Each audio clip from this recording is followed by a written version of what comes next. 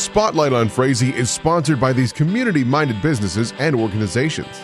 Frazee Family Foods. What a hometown grocery store should be. Friendly staff, family-owned, and a wide variety of groceries to fulfill your needs.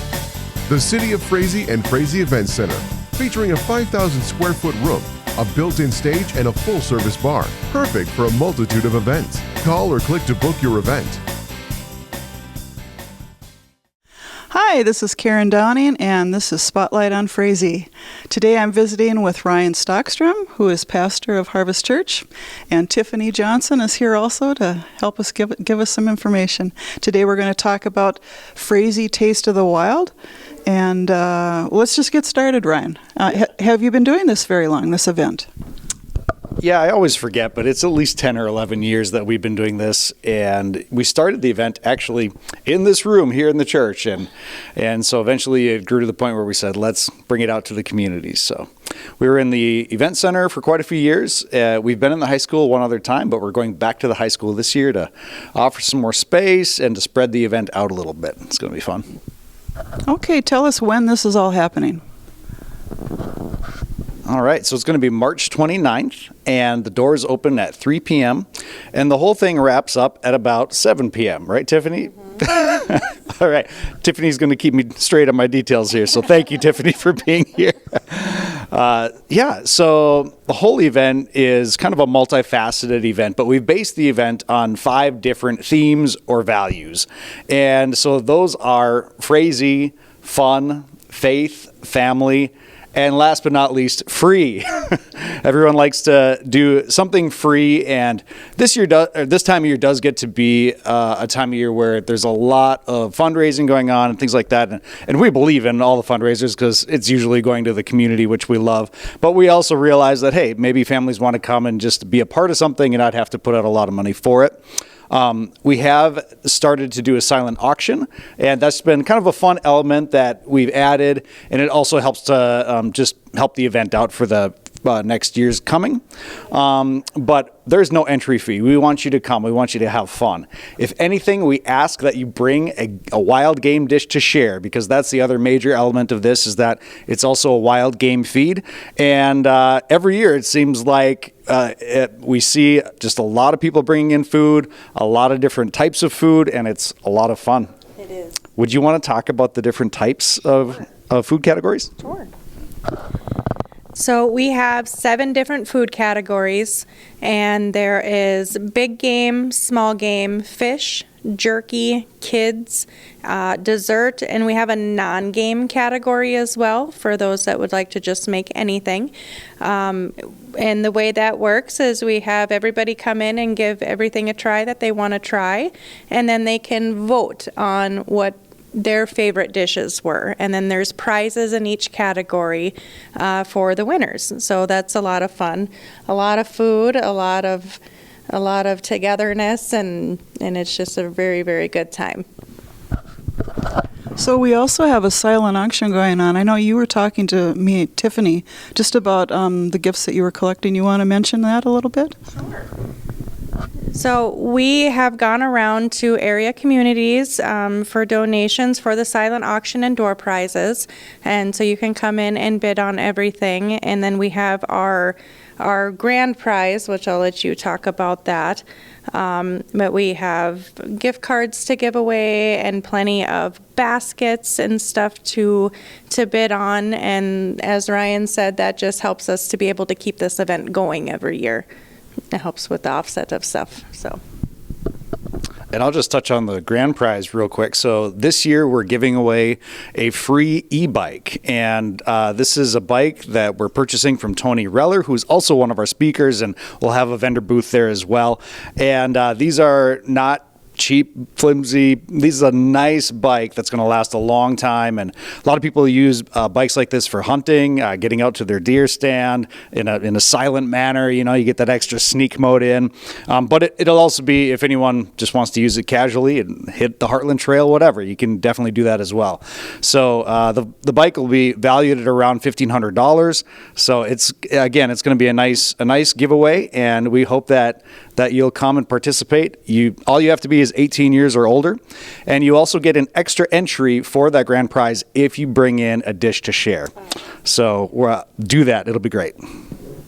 Yeah, so this is the interesting part for me. I'm not sure I understand totally about bringing food and how we get tickets, because that's how you can win the prizes. Can you explain maybe just a little bit more? I know I'm not understanding. Sure.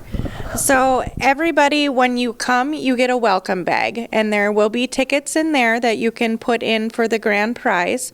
And if you bring a dish to go to be entered into the contest, you also get an additional ticket to be entered into the grand prize.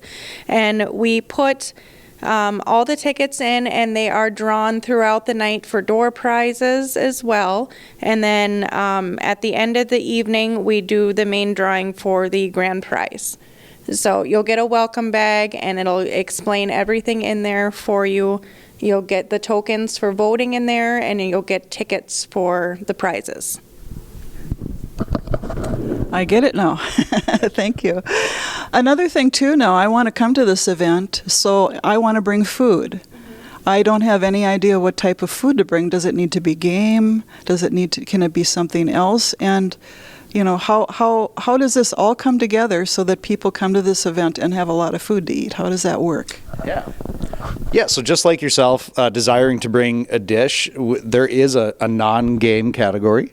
So if you have a hot dish that you want to bring it, so that can be, very varied. There's also a jerky category, a dessert category. So there's a lot of non-game elements. If you would say my freezer is empty, or I don't want to give away my game, it's okay. Bring something to share, and you'll also be given those extra tickets for the main prize.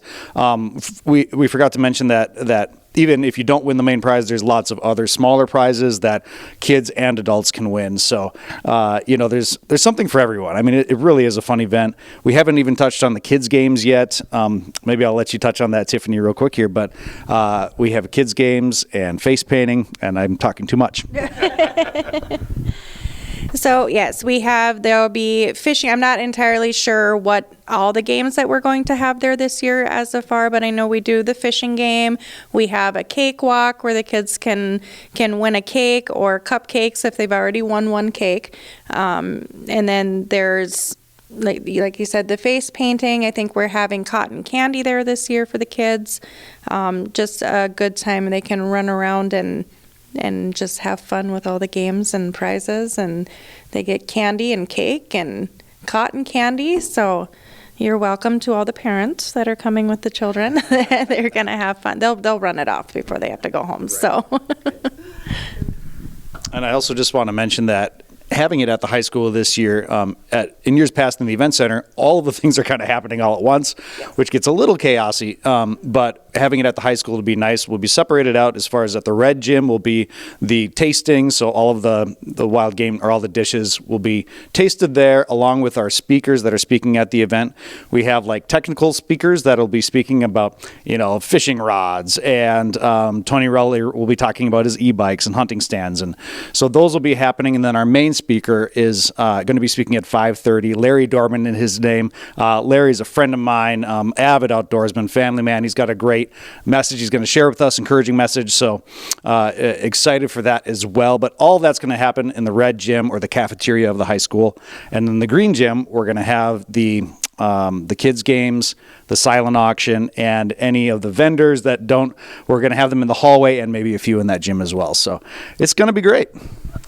Okay, so before we end this, why don't you go one more time through the schedule? When people show up, how does it begin? I see that you have certain times for your speakers. I know you're going to have your silent auction in there. You're going to eat. Can you just kind of go through it generally? Okay, so the doors open at 3 o'clock. You're welcome to bring in dishes before that. We try to get everybody in there at 3. The speakers, we have every half an hour up until 5:30, and then the silent auction and everything will close at that time. And I think the tasting starts at 4. That's new this year, that we had it start a little later before.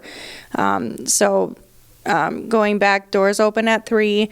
Speakers are every half an hour up until 5:30, and then the silent auction closes. The kids' games close, and then so everybody can go ahead and go into the main gym for the keynote speaker and just have a good time. You can bring in dishes at any time during the thing, as long as, I think, up until 5:30 really, but you would want it there much sooner than that. The sooner you get it. Yeah. The sooner you bring your dish in, we begin the taste at 4. So the sooner you bring your dish in, the more votes you will potentially receive. Right. If you happen to bring it in closer to the later time, it's okay. Still bring it, but you might just get less votes. Right. All right. Well, thank you very much. This sounds like a really great event. This is the Taste of the Wild, the Frazee Taste of the Wild. It's being held at the Frazee High School, and it's on Saturday, March 29th. This is the Spotlight on Frazee. Thanks for joining us. See you next time, and let's keep Frazee moving forward.